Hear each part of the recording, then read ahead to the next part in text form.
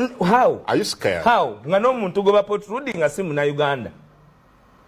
Okubeera president wa Uganda. Mu constitution yakolebwa mu 1994. Oteekwa okuba nga you are born in Uganda. Okay? Kantunule wano. The legal framework of Uganda, jurisdiction, pozi nga mugikyusiza. Omuntu okukulembera Uganda, it is by birth. By birth. Oteekwa okuba nga bazadde bo bakuzaalira mu ki? Mweri eggwanga. It is on public record. It is on public admission. Okujjako bonga bwe beeyubula mu buli kimu ne mu lulimi beeyubula. Nga General Yoweri Kaguta Museveni akunnyonnyola gye yazaalirawa. Okay. Gomwogerako. Well. So siyinza kuba bothered nga constitution mundeetera okudiscussinga ku muntu asobola okubeera omupakasi mu Uganda, asobola okukolera abana Uganda ku platform zonna. Okujja kwa asobola okwenjoyinga okuzaalibwa yawambe eggwanga eyo. Okujja kwa PLU kireka wa chances zammwe ez'okukwata obukulembeze bw'eggwanga. Ate kakati gwewulira ki twakuba emmando ne tugifulumya n'oleeta abakongozi. Well, Mwami Barugahara, these people seem not to be worried. Ebintu by'omukulu mbiwulira. Kuje mwazze nakyo akikutte bw'ati n'akisonseka wansi w'emmeeza. Omanyi anaatya n'atidde yeekaza. Nze amanyi ekyabadde mu kikutebe kyabwe. Wa NRM mu Eastern Uganda naleba minisita abawererako ddala nalabye Honorable Frank Kajiji tumwebaze nalabye Honorable Kabyanga Baluku nalabye Honorable Ntabazi bonna ba minisita nalabye abaka ba parliament okuva bitundu by'eggwanga ebyenjawulo byonna nga bagamba nti ekitangala tukiraba mu General MK. Basooke bagambe eggwanga ba minisita abo kyenkugambye kyennyini bwe byoyogera byendiko just kijja kutwala budde muntu kumanya old wine in new bottles. Kajiji minister mu government yayo. Yes. Amazemu emyaka emeka zimwe kaseera sibe bata abantu nga bajja owulidde Luweero tuli kyekitu kati kyo gye tugenze tuli kati ku Luweero si minister goyogeddeko si jeno si jeno ki tumwebaze si musirikale tumweba anti beba oyogedde ku muhwezi. Sibe baleeta okulwana wano mu Luweero obuwango mukula tewamuulira mu Global Fund. Well, kakati bwe babanga abantu bebamu mulebeke kulimba banna Uganda na kuchua debate guno mwenge mukaire mu machupa ate n'amacupa gona tima yaka gona banaziza mu macupa na malala baidanga babulandize ko bakulukubuzabuza abantu mwagala bukulembeze bwa gwanga nga nupu fe era ebanga dene muri mazenga muga nti Mwami Robert Kyagulanyi Ssentamu benyini balabye nti okutunda nabagamba nti iyo project emekwama nti yali nfu from the start kati bwe mana bagamba nti iyo project emekwama nga lero bategedde nti babadde operatingira mu nsobi. First of all baflautinze amateeka gonna ag'amagye muwulidde nga agamba kubanga bo tebali ku byamateeka bo bali mu byakivandulo bya kivandulo gwanga twali wambo balitomera litomere ffe tuddako kakati tulina omujasiita DNA ey'obwajjeno yagijja ku kitaawe gwokakasote omuntu yajja DNA ey'obwajjeno ku kitaawe nti ayinza okusavinga emmereko etali ya miwule eyatali ya miwula nga DNA ey'obwajjeno yagijja ku kitaawe. First operation gye yakola wano yali yakutaasa wali kuki bwe basiba obuguwa nga bataasa minisita mu byokwewamba n'ejjejjodongo obijjukira.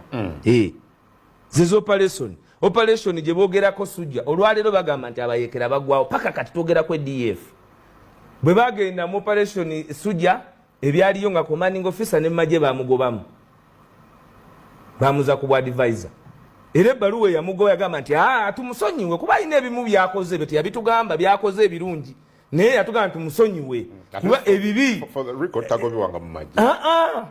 ate gwe tomanyi kasita oba kyongoozi ne bakugoba olwekyo kyobaddemu yakyusibwa olw'ensonga nti yali wampisa mbi mu bbaluwa ddayo osome ebbaluwa kungu teweebuzaabuza bino bimanyi. Ebbaluwa ya General Museveni yasaba bannayuganda nti asonyiyibwe kuba alina ebirungi byakoze eki nga naye amutendesa amubaleetedde abagamba nti kituufu nanga ntawaanya njogera ku nsonga gye yagala okugenda okulumba Kenya nti bajja genda ku bigere balumbe Kenya mu wiiki meka oli bwe yakuba mizana gamba omwana ogenda okutukubisa ensi tetulina kye tukoze wano mwale mukole enguudo nga mulumba nsindala ngagamba kanetonde n'omwana kamujjewo kasita azaale kibyakiwongerera n'akyeterereza era niyo okuba boba omwana nga gw'omuzaalo n'amusuula mu toyi onatamutte byonna tebikkirizibwa era n'awummuza lindako ombuuzizza n'awummuza amala okuwummuza n'atereka wali kati n'akwasa abatunda abaguza abantu ebintu ababala omulimu gwabwe omukulu kuguza abantu ekiriwo bala maguza omuyimbi ataliiyo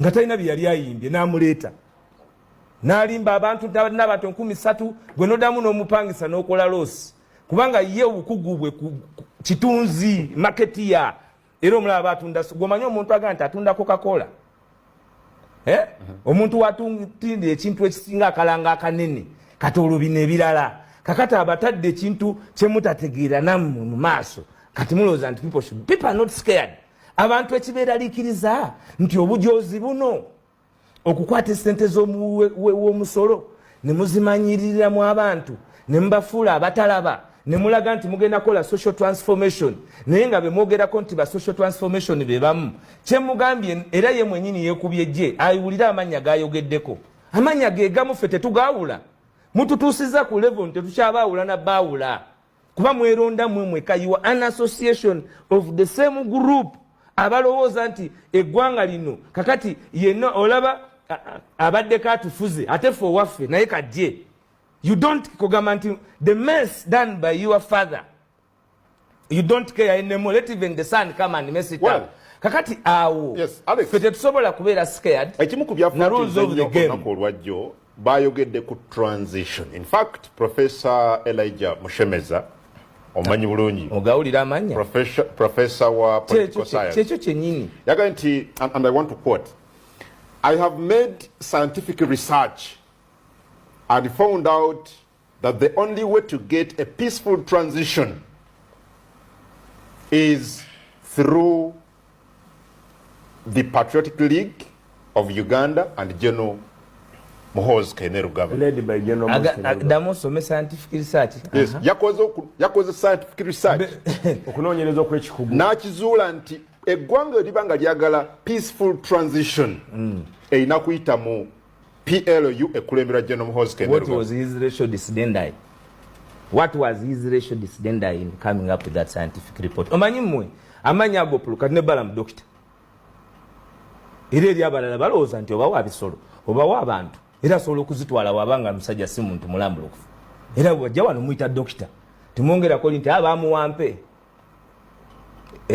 teyabisoma ekyo temukyongerako ng'ata dokita gwe tomanyi kumanya nti alina kuba honorary dokita naye mmwe mubuzaabuza ensi because even the media itself that's a different thing. You're not listening to me now. No, I've listened to you. Let me tell you, you'll reply, you'll have time. And for me, but when I get space to speak on every media platform, no, it's true. I speak. Do you contest that? I speak. Sibimanyi nze kugambye nti nze kyenkugambye kikino ntero oyina okyongerako. Okay. Wabo lindako maleyo kuba badde ombuzizo okujja ngomaze. You interject. Nasabye obwenkanya ate obadde okyabutambuza. Kakati. With a common relentless